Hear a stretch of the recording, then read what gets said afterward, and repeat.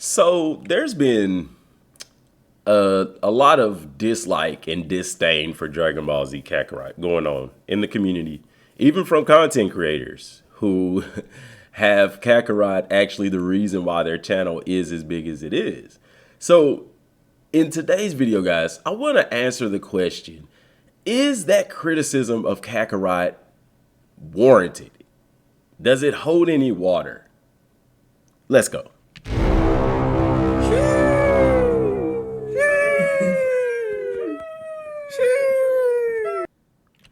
Alright guys, if you are new to the channel, man, come hit that subscribe button, turn on that bell icon notification so you don't miss a single upload.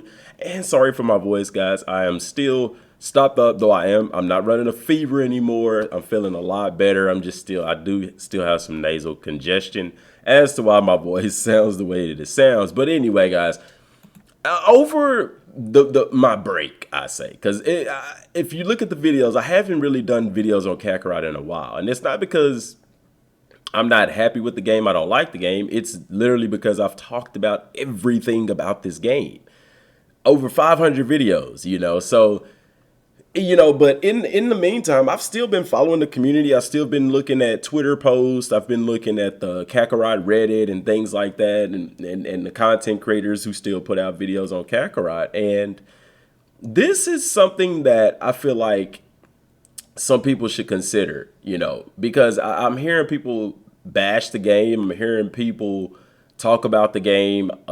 People who Kakarot has literally made their channels what it is talk about the game in a negative way. It's like, I mean, if you don't like the game, why are you covering it? You're literally, you do a video about the game talking about Kakarot in a negative way when Kakarot has gotten you all the success that you have right now.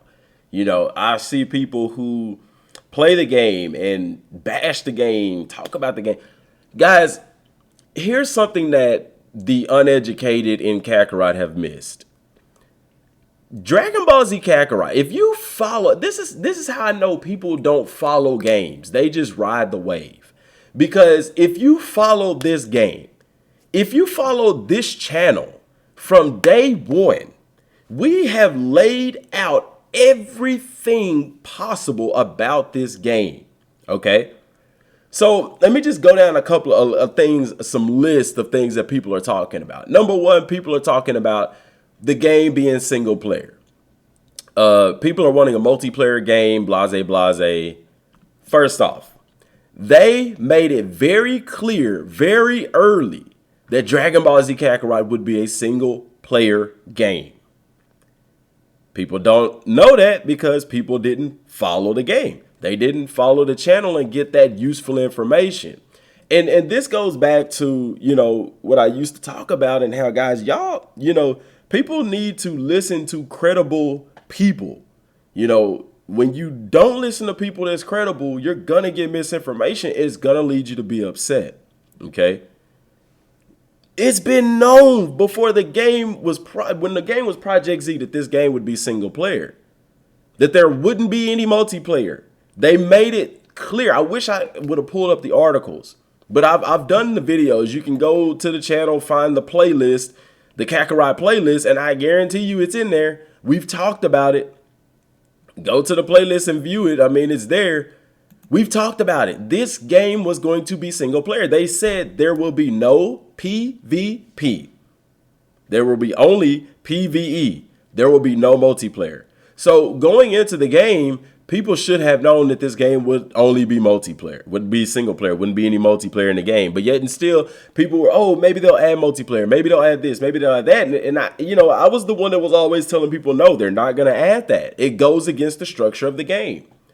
They added card warriors, but, that's a separate deal. You see what I'm saying? Next, people talk about the combat. Guys, this is an action RPG. This is not Dragon Ball FighterZ. This is not Dragon Ball Xenoverse. This game is not designed to have complex combat. We talked about that. I wish I could pull up the playlist. We've talked about all these things. And people have to understand that let's try to find this playlist here because it's there. It's here. So People have to understand. I don't know why why do I have songs in my playlist, guys? Don't. That song is dope. But anyway, we've talked about the combat, and they made it very clear. This game is not Dragon Ball Fighters. This game is not Dragon Ball Xenoverse. The combat, it's an action RPG. It's meant for you to enjoy the game. And yes, the combat is simplistic, but if you work at the game, you can develop some pretty complex combos.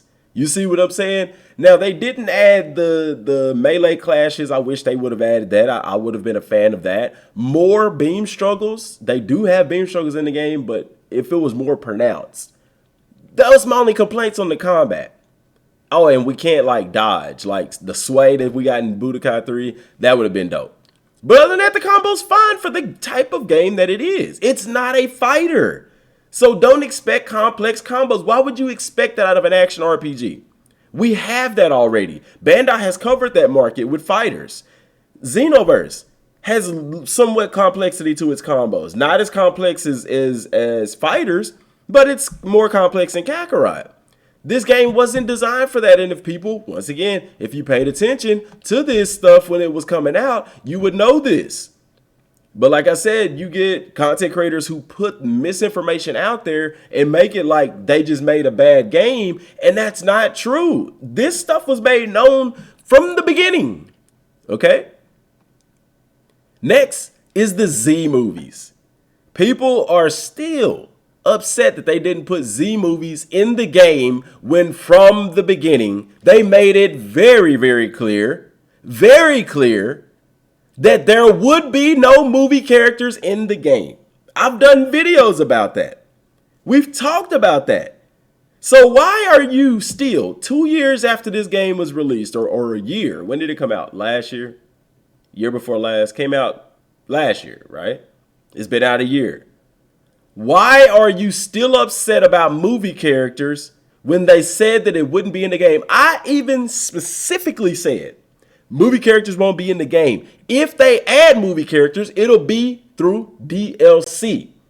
DLC is a separate beast. Because, guys, one thing you have to understand about gaming is when they're marketing games, they're not marketing the DLC. They're marketing the game as the base game.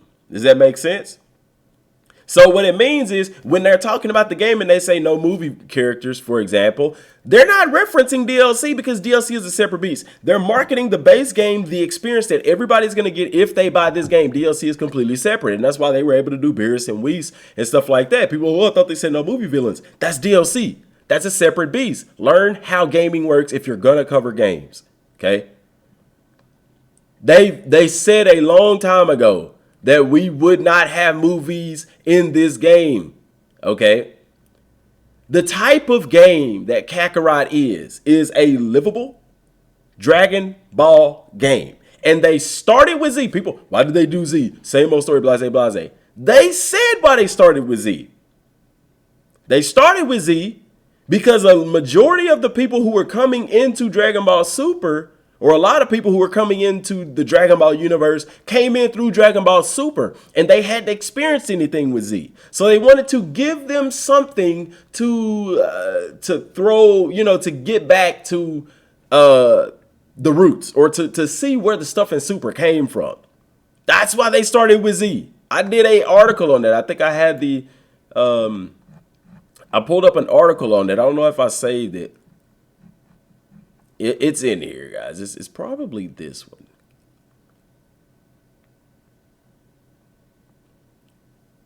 It's probably, yeah, I think I have that article where they talked about this, referencing Dragon Ball Super.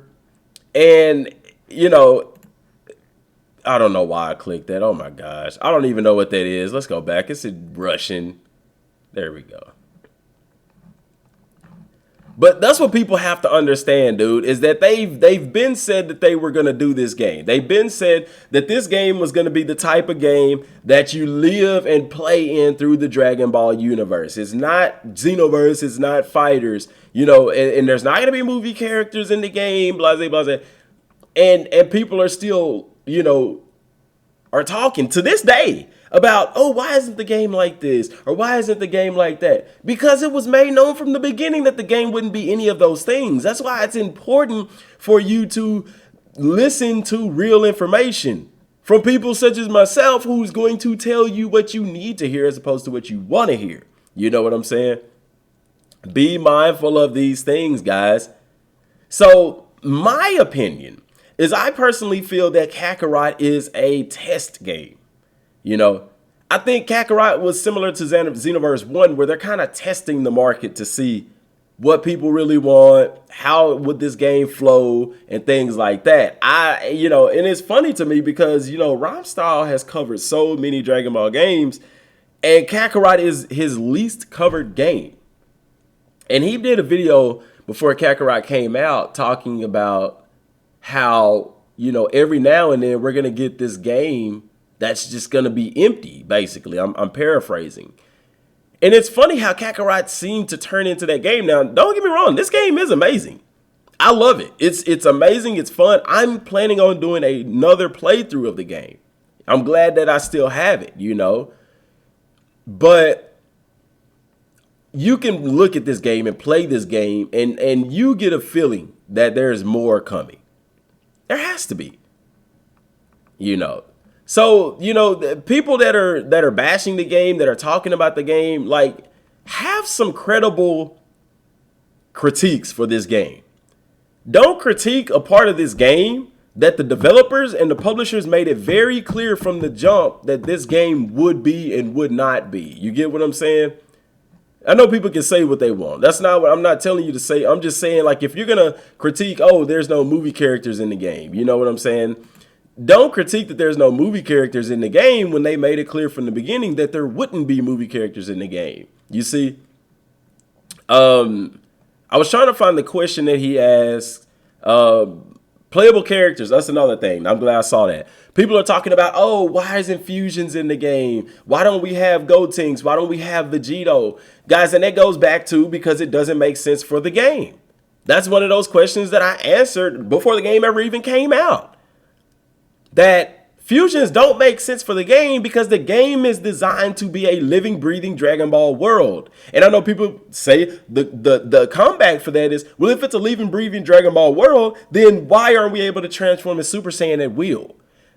Guys, because Vegeta and Goku and the Z-Warrior, they didn't fly around just turning Super Saiyan anytime they wanted to.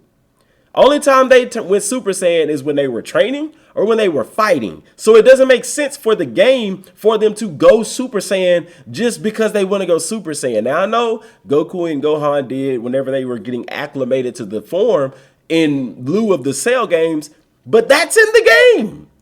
You get to free roam in Super Saiyan during that period of time.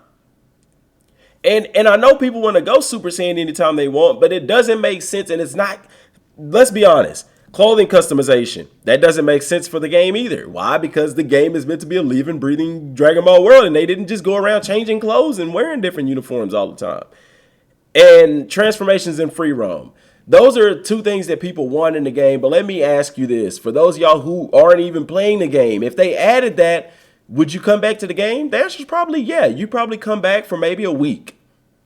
And then eventually changing clothes and going Super Saiyan anytime would get boring and you would stop playing the game. I have been a huge advocate for things that actually extend gameplay, while other people have been an advocate for things such as Super Saiyan free roam and clothing customization. Things that aren't going to extend the life of this game, guys. And that's the difference between somebody who doesn't really care about this product and doesn't really know this product, as opposed to somebody who knows what the heck they're talking about. You get what I'm saying? Clothing customization and Super Saiyan in free roam is not going to make people play the game longer than maybe a week. And for the content creators, it may give them a couple of videos to make content on, but eventually it's going to get old. As opposed to adding something like a tournament mode. Even if it's single player, adding a tournament mode will give the game a little bit more longevity. Adding a more in-depth training mode or even a new game plus would give the game more longevity and structure. You see what I'm saying? So what's more important? You got to think about that. Would people like to change? I would like to change clothes. That would be really cool. But is it something that is needed? That's going to extend the game? No, it's not. Now, if clothing had stat bonuses, you're looking at a completely different story. And maybe that's the route that they should have gone. Who knows? But even with that, they made that clear from the beginning that you wouldn't be able to change clothes and that clothing items wouldn't have any stat values, and that the characters would wear what they wore during that point in time in the series. Guys, everything that people are complaining about with this game is things that the publisher put out there way before the game ever even came out. So your arguments for this isn't credible.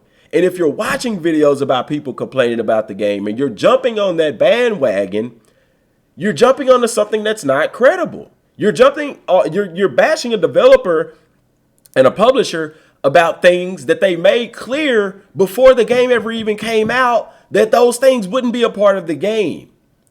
And so it's not credible, guys. And I knew this from the beginning. I've covered it in videos. I've talked about the stuff. And so I understood from the beginning. And if you follow this channel and you listen to the things that I've said, you understand it.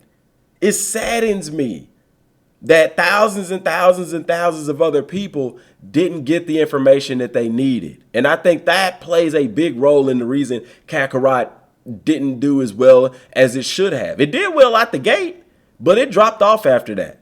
Let's be honest, it did. And it did a lot because people went into the game with the wrong expectations. Because people don't read, man. You gotta read. A lot of this stuff wasn't in videos, and a lot of it was.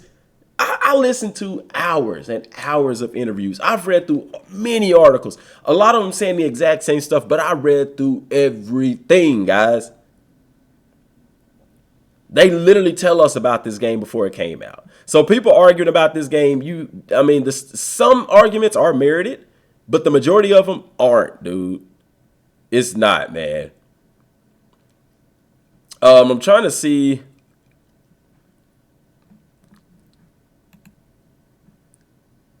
The open world game, they said it wasn't open world, but I'm not mad about that. The areas are huge. Speaking of story, you obviously have to rely on canon, as that the stories you're trying to tell, but you'll also be adding stuff. Is the new content to also become part of the canon? First of all, there are side stories. There's a main story in which we try to remain as true as possible. There's some original stories. See, they got all that in there. Okay, there's a room for other stories actually part of canon. And canon is a fan term in the Dragon Ball universe. Part of overall canon franchise. You said time and time again. There's one thing right here. You said time and time again that your approach is different this time around, and that this isn't a PvP game. It's a PvE game, so you don't have to take the same considerations about balancing characters and the like. Remember, we talked about balancing and all of that. Guys, all of this stuff, I'm going to go to the top and see when this article was written. But that's obviously what's needed to be done to facilitate boss fights. But what about the smaller fights? I think the real attractive point of this version, as you said, is that it's not only the boss fights. So you can experience the life of a Z fighter during the training, during the smaller fights, living the world of Z, living the world. Remember I told y'all that's a big thing of the Z fighters like Goku, Gohan, etc. Experience another point of view from the Z fighters, not just the big fights. Okay, got it. Thank you. And this article was written before the game ever came out. Right? No, this was produced August of last year.